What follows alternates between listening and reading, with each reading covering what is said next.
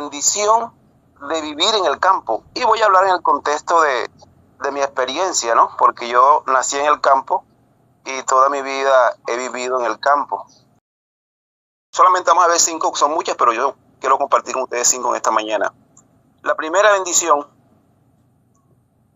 es estar lejos, más lejos, ¿no?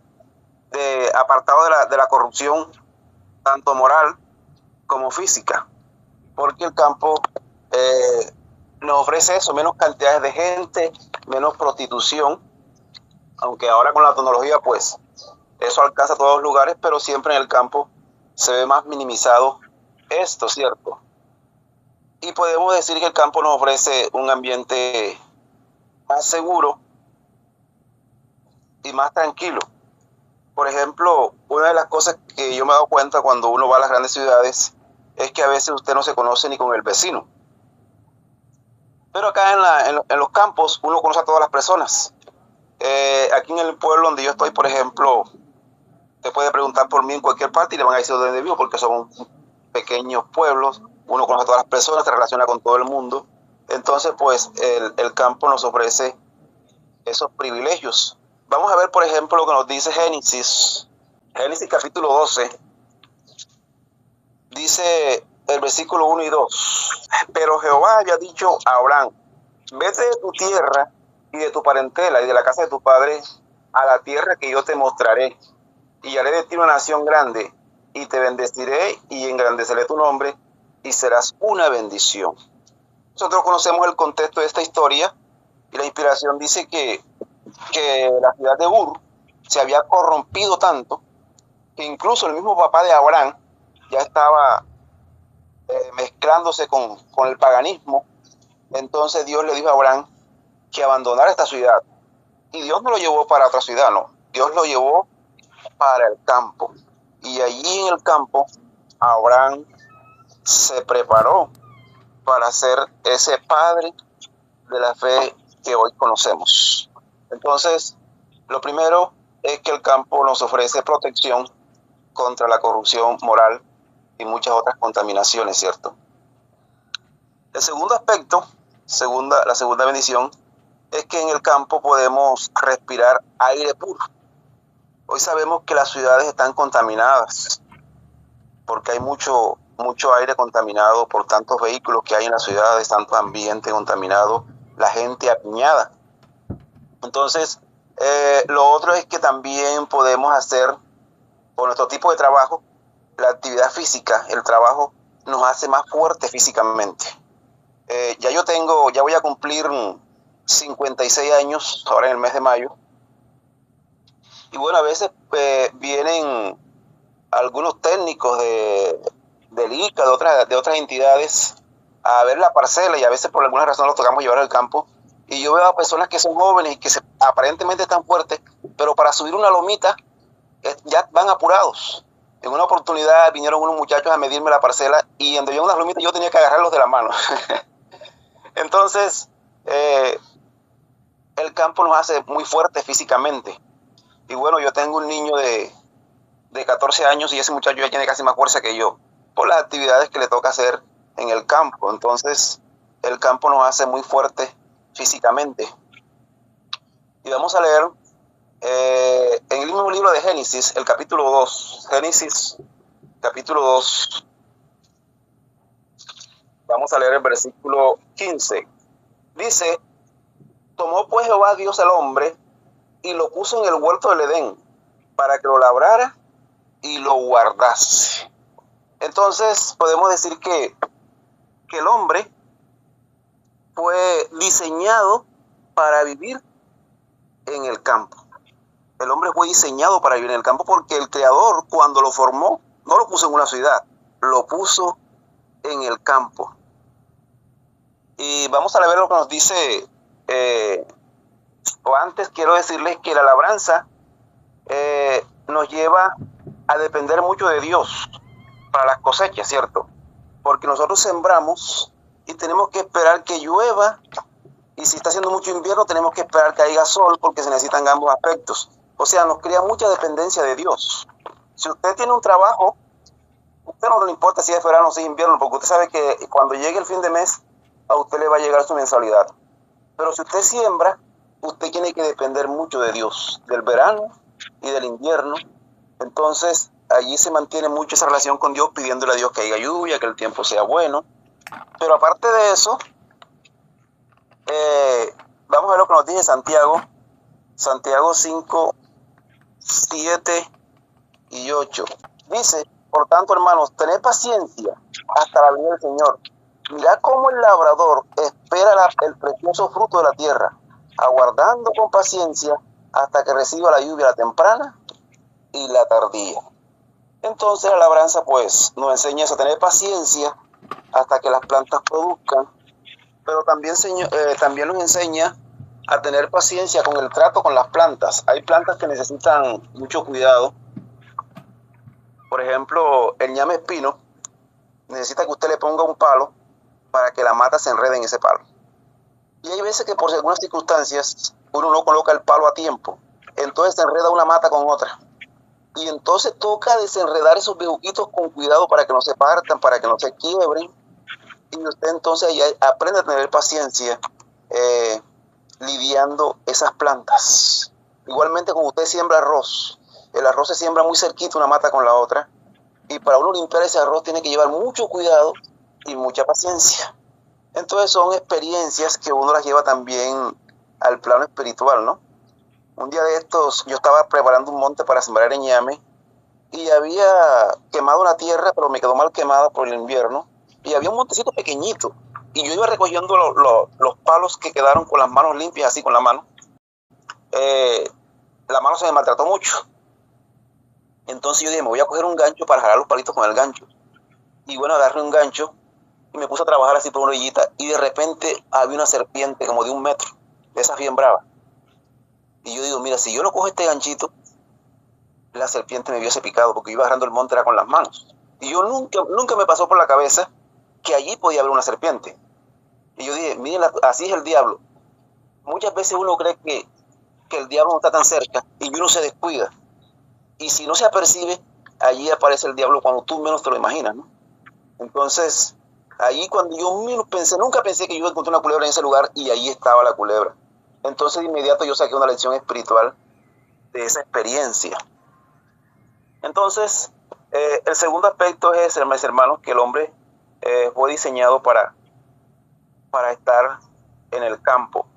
Y es que la vida en el campo nos pone en conexión directa con la creación de Dios.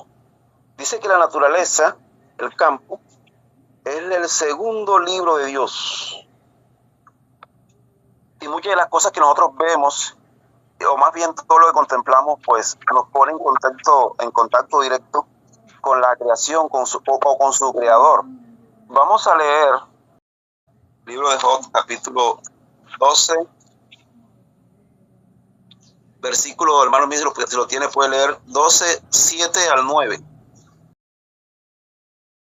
Si en efecto, pregunta ahora a las bestias y ellas te enseñarán, a las aves de los cielos y ellas te mostrarán.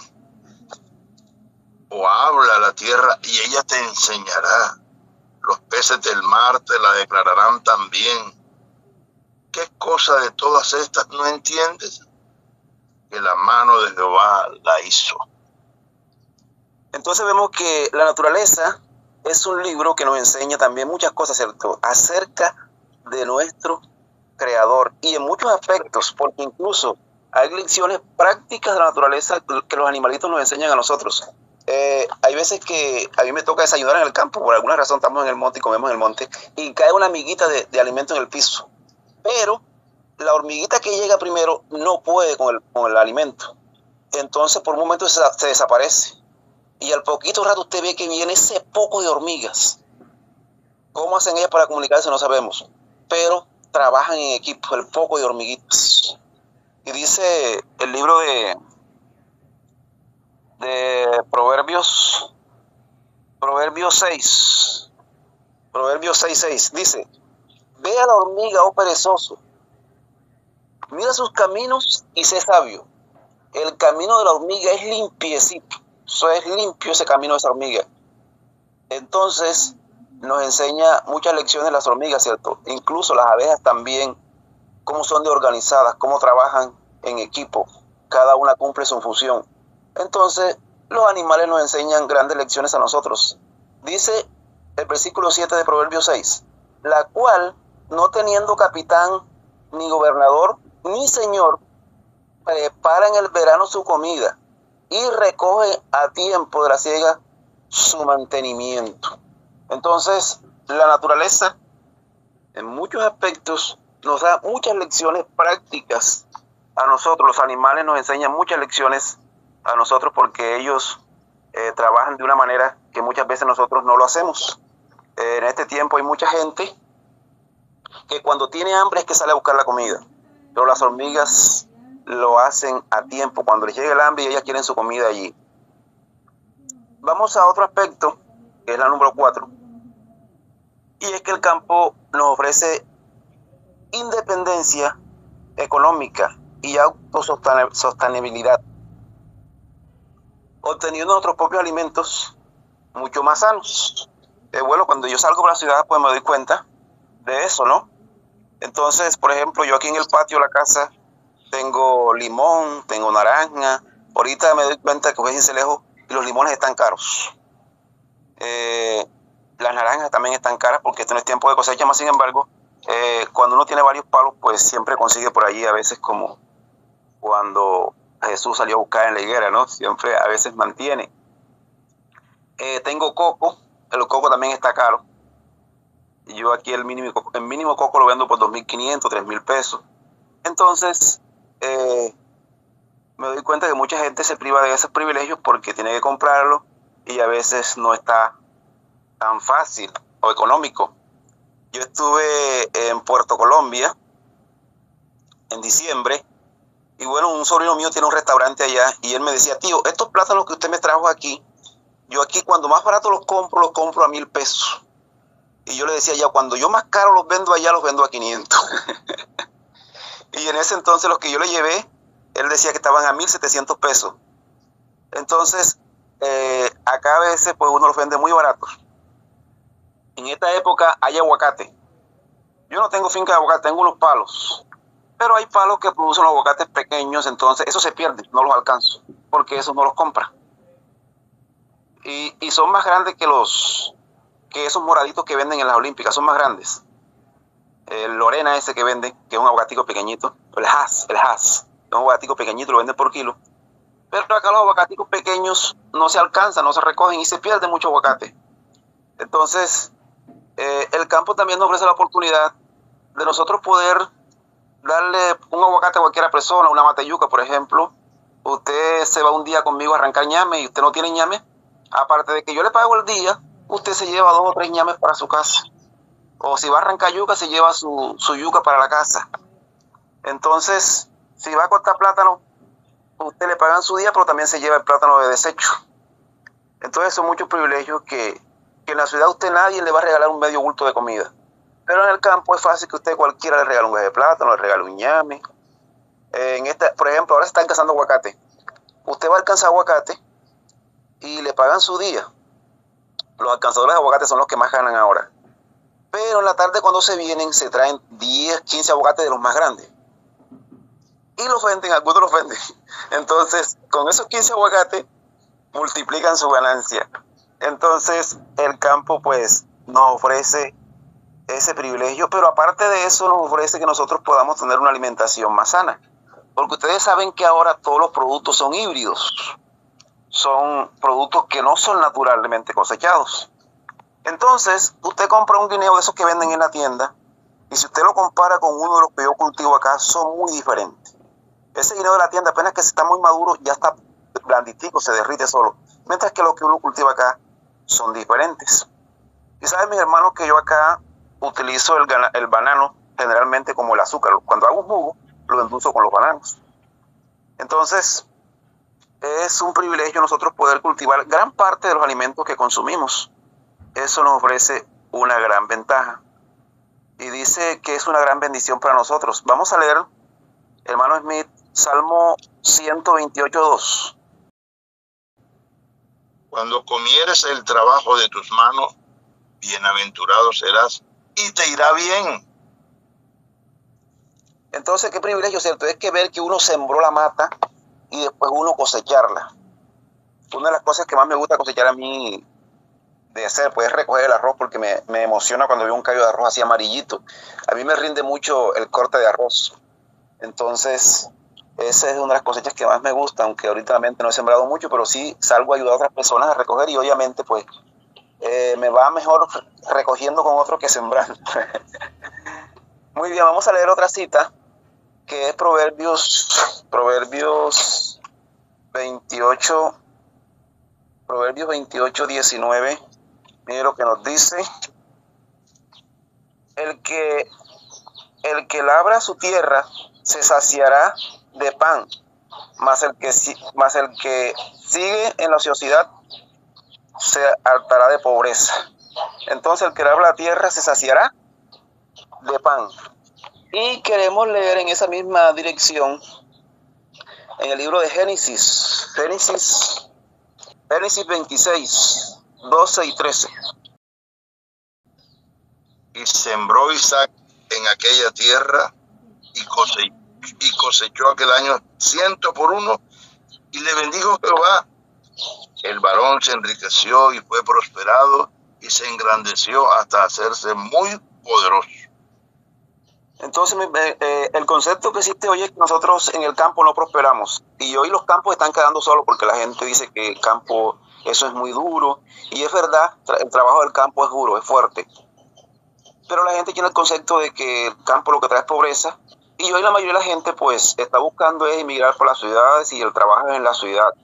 Pero resulta y pasa que si se acaban los labradores que siembran, la ciudad no va a tener comida. Entonces, vemos que esa no es la experiencia. Tenemos que ser prácticos en este aspecto para que podamos vivir en el campo y tener lo necesario. Más en este tiempo ya no debemos pensar en riqueza, o sino tener lo suficiente lo necesario para vivir. Y el último aspecto es un ambiente más tranquilo, menos estrés. Otra de las cosas que yo observo cuando voy a las ciudades es que a veces los hermanos no tienen tiempo ni para ir a la iglesia, porque si usted es un empleado público, su tiempo está limitado. Mi esposa, por ejemplo, trabajó como maestra y bueno, ella trabajó 11 años, pero cuando la pandemia ya salió, y eso fue muy duro para nosotros, ¿no? Y para ella. Pero bueno, ella había hecho un curso de modistería y se dedicó ahora a la modistería. Entonces ahora ella es su propia patrona. Y bueno, ahora tiene la oportunidad de salir a predicar. Ahorita estuvo por allá por las aguas de Berico esta semana, una semana por allá de campaña. Y ha salido para muchos lugares a tener campaña. Entonces, pues, ahora es libre. Pero en la ciudad, debido a tantos compromisos, tiene que pagar recibo de luz, tantos recibos que no llegan. Entonces usted tiene muchos compromisos y muchas veces el tiempo es limitado. Mientras que la vida en el campo es más tranquila. Bueno, encontramos a Jesús, ¿cierto? Según Marcos 1:35, encontramos que Jesús generalmente salía al campo a orar, a tener comunión con su Padre. Y muchas de las predicaciones de Jesús fueron al aire libre en el campo. Entonces el campo nos ofrece ese ambiente más tranquilo, más relajado, y podemos tener una comunión más íntima, más tranquila con Dios. Vamos a leer nuevamente para finalizar en el libro de Génesis 2, 8 y 9. Dice: Jehová Dios plantó un huerto en Edén, al oriente, y puso allí el hombre que había formado. Jehová Dios hizo nacer de la tierra todo árbol delicioso a la vista y bueno para comer, también el árbol de la vida en medio del huerto, y el árbol de la ciencia del bien y del mal. Entonces nos damos cuenta, mis queridos, que fue allí donde Dios colocó al hombre, ¿cierto? Y que la misma naturaleza era un espectáculo de hermosura. Y qué bonito es cuando usted entra a un campo donde hay cosechas, sobre todo cuando hay frutales. Eso es emocionante, estar allí. Entonces, comentando precisamente en el libro de Génesis 5:24, comentando esa parte, la hermana Huay dice que Enoc, hablando de la vida de Enoc, no se colocó a vivir en medio de los impíos, o sino que vivía en un lugar apartado.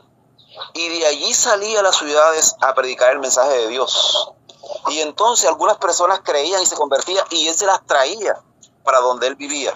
Y dice que muchas de esas personas, aunque vivieron antes del diluvio, perseveraron en la fe y fueron salvas. No del diluvio porque ya habían muerto, pero son salvas para el reino de los cielos. Pero dice que habían algunas personas que ya estaban tan acostumbradas a su mundo que nuevamente se regresaban, ¿no? Entonces, mis queridos, en esta mañana quiero instarlos a que en este tiempo en el que estamos, que nosotros sabemos que las ciudades no son la mejor opción, de que de alguna forma u otra nosotros nos vayamos preparando o intentemos prepararnos en el campo. Por lo menos usted tómese una semana de vacación y visite a un amigo que vive en el campo, dése cuenta cómo se junta un huevón en el monte, cómo se vive en el campo. Porque yo me pregunto, si mañana se diera una ley dominical para el pueblo de Dios que está en las ciudades, ¿cuál sería su experiencia? Saben que en la experiencia de la destrucción de Jerusalén, Dios los mandó, ¿cierto? Dijo, huyan a los montes. Entonces nosotros hoy deberíamos ir preparándonos para salir del campo. Si usted tiene una casa en la ciudad, debe ir pensando en venderla y conseguirse una parcela en un pueblo que esté más cerca del campo, donde usted pueda aprender eso.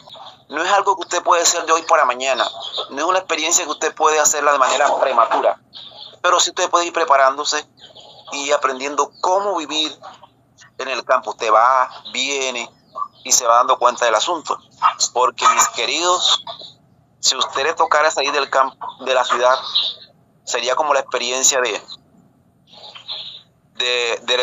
Sodoma y Gomorra, ¿cierto? Que tocaron a los ángeles tocó de tomar a Lot por la mano y sacarlos corriendo. Y eso va a ser la experiencia de muchos hermanos, va a ser la angustia mucho más fuerte. Entonces, en esta mañana quiero instarles a eso. Y saben ustedes que este tema de salir de las ciudades es un tema escamoso para los hermanos. Lo mismo que el tema de la reforma pro salud, es un tema que a la gente no le suena mucho. Pero eso lo ha dejado Dios y es para nuestra bendición. Y si Dios lo dejó es porque es importante para nosotros. Así que en esta mañana pues le hacemos esa invitación y el Señor quiere ayudarnos para que nosotros practiquemos las cosas que Él nos ha señalado.